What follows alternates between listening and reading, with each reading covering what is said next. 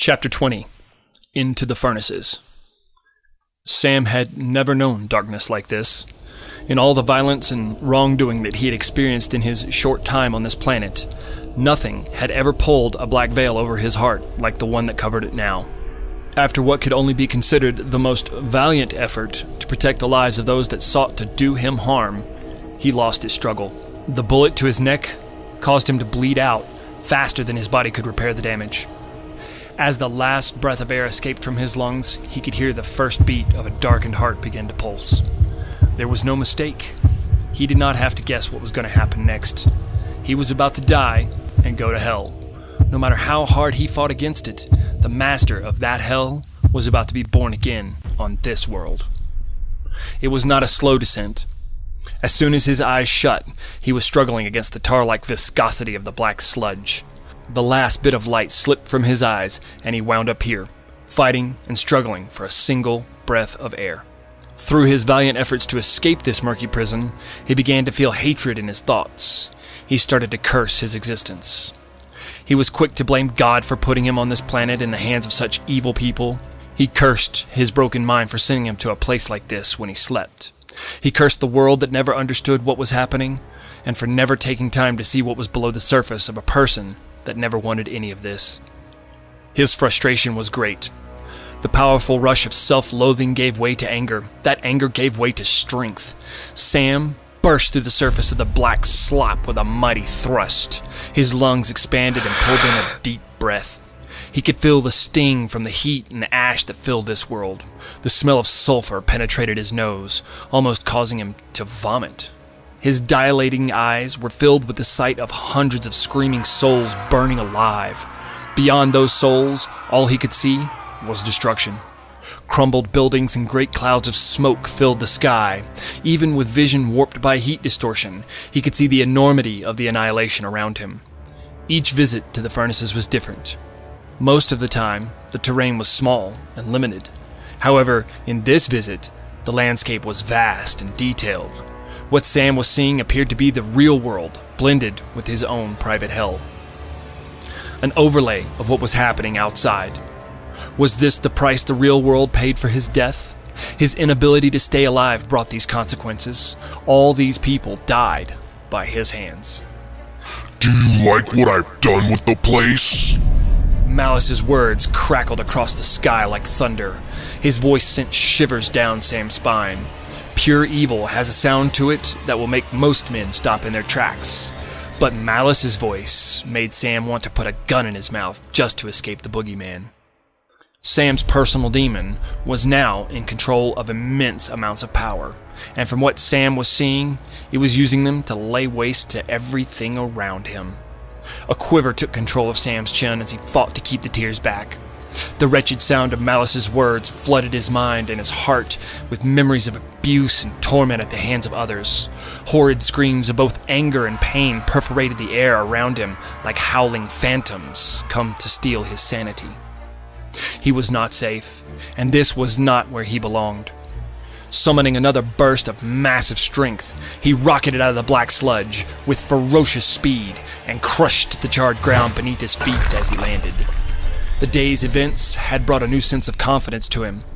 With another deep breath, he barked, "Let me go!" The sound of Sam's proclamation boomed into the void, with a volume that almost rivaled Malice. Before the echo could fade out, the ground began to tremble beneath his feet, giving way to a coffin-like box that pushed up out of the ground and stood on its end, facing him. Sam recognized it instantly. It was the box that he was locked in as a child. The smell of old rust and oil quickly permeated his nostrils, and the feeling of nausea and pure terror took the strength from his legs. Malice was attacking his senses to make him submissive. Crouching slightly to keep from falling over, he gritted his teeth and curled his upper lip in defiance. The resolve that he wore like a mask said that he would not be taken down so easily this time. But what came next was more than he could handle. The door of the box flew open with a thunderous crash, and out of the abyss stepped a thing that was beyond terrifying. It had the shape of a man, covered in the same thick black sludge that Sam fought to escape from upon his entrance into this hell. The sludge crept and slithered around the figure like a stream that fought to flow against itself. It was massive. The figure towered over Sam by several feet and looked down at him with disdain through a pair of wicked red glowing eyes. A deep, guttural growl seeped through the sludge as the figure squatted sumo-style in front of him. The two of them locked eyes through the waves of heat distortion and burning cinder. One with a look of pure intimidation, and the other with a look of fear hidden behind a facade of resilience. Sam knew this thing could only be Malice. Malice let loose a tremendous roar from a mouth that ripped open through the sludge that covered his face. Sam was pushed back as he held his stance. He left small trenches on the ground from his feet, which would not waver. Wiping the globs of blackness from his face, Sam did not break his gaze from the monster that stood before him. Though he was scared as hell, his sense of defiance was now in control. With a swift skip step that led into a full, powerful lunging stance, Sam let loose a retaliatory roar. It was so loud that it pierced the air with waves of distortion that caused the sludge on Malice to ripple backwards. This roar marked the first time that Sam had ever been able to stand against his captor. His first time that he showed his own power. The first time he ever resolved himself to fight instead of run. Malice did not budge. Another low growl radiated from deep within the hellish creature. A dead silence flowed through the furnaces.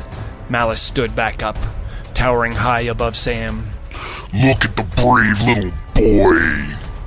In a gesture of fear-fueled boldness, Sam raised his hand and extended his middle finger. "Fuck you, you ugly bastard!" he yelled. Sam took the air in once again, and with another powerful leap towards the head of the beast, clenching his fist and thrusting it towards the towering creature's face, landing a massive blow. However, it failed. The effect that Sam was hoping for was not there. Instead of it wreaking havoc on his opponent, his fist and the rest of his arm were swallowed by the black sludge. Unable to free himself, Malice whipped around and flung Sam into the box. The door slammed shut, and Sam was trapped once again. The blackness that Sam had hated for so many years now completely engrossed him.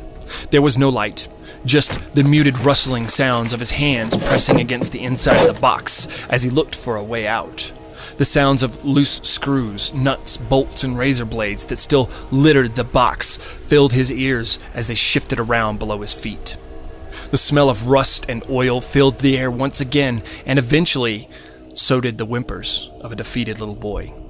How long would he have to endure this misery? Was he meant to be in this box forever? Sam hammered his fists against the door of his wooden prison. "Let me out!" he shouted. "You can't do this to me!" His voice crackled with the sound of tears and submission. Even as a grown man, this box would reduce him to a fear-filled child. The strength and resilience he had for all of the evil things in his life did not aid him once the lid shut on that box. His prison began to shift and move, dashing him about the sides as if it were being tossed around in the ocean. The motion finally stopped as it barreled to the ground. In a sudden burst, one of Malice's massive fingers crashed through the door, nearly poking out one of Sam's eyes, and filling his face with sludge and splinters. Retracting the finger, the sludge from Malice glistened around the hole that allowed the light to pour in. The soft, amber light turned red as it was replaced by one of the monster's massive glowing red eyes. I'm not doing this. You're doing this to yourself, boy, growled Malice. We are the same person. You created me to protect you from those that tortured you. You made me to punish those that hurt you. My anger is your anger. Malice pulled his eye away from the hole in the door. Sam was quick to look out the hole because the darkness of the box frightened him so much. What he saw on the other side of the door was worse than a nightmare. It was a scene from his past, a jaded memory that fractured his soul and left a scar on his back.